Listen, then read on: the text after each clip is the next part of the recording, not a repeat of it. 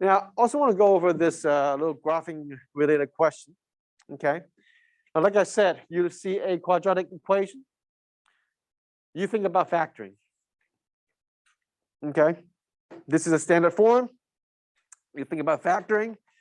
And the bad news is you cannot factor this. So, and that forces us to think of something else, which is, well, I need to sketch the graph. All I can tell right now is that there's a y-intercept of 4, and it's opening up. But is it opening up like this? Or is it opening up like this? I don't know. And how would it help us tell which one is the parabola? You can find the axis of symmetry, yes. Or even more direct, go straight to the vertex. Okay, so we say, let's go ahead and find out the vertex right here. So we have x squared minus 6x, okay? And then we're gonna have plus 9 and then minus 9 right here. So that we have x minus 3 squared minus 5.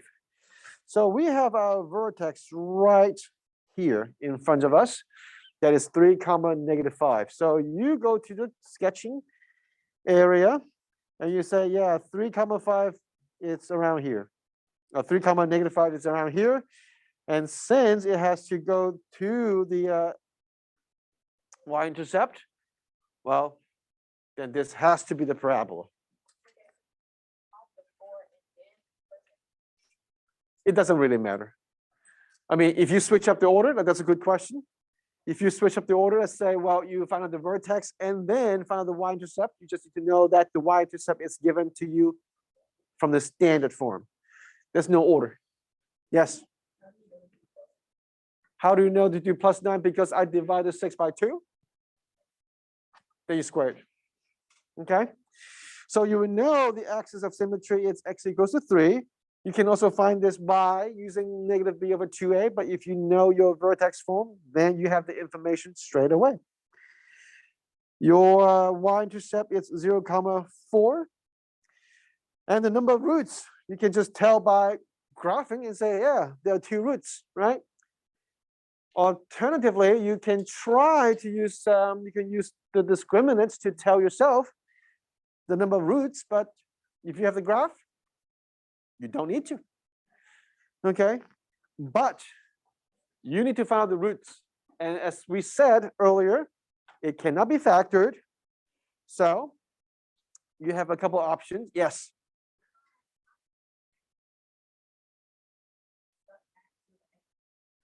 Yes. Then you can find the, if you want to, the other route to get the vertex is to find out the axis of symmetry.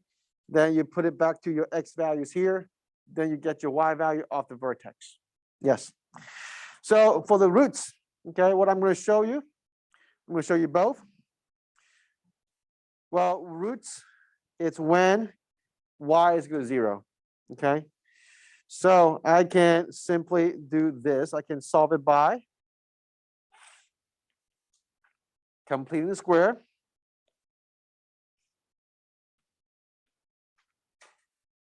Okay. Okay, you have a plus or minus root 5. And then you add the 3 over. You can do it with completing the square. That will be your roots. There'll be 2 of the roots right there. You can keep it like this. You don't have to separate it. Or you can say I would work better with the quadratic formula. I would say, sure, just make sure you watch your steps, especially your minuses, okay? B squared minus 4ac over 2a. 2a is, a is 1. So negative of 6. Negative of negative 6 is positive 6. Then you have 36 minus 16. Yeah. And then all over 2. So 6 plus or minus square root of 20. And then you've got to simplify the square root of 20. And then you have to simplify it. You get the same answer. And now you do a comparison. Would you love to do completing square or quadratic formula? All right, so it's your view. I'm not going to comment too much about your view.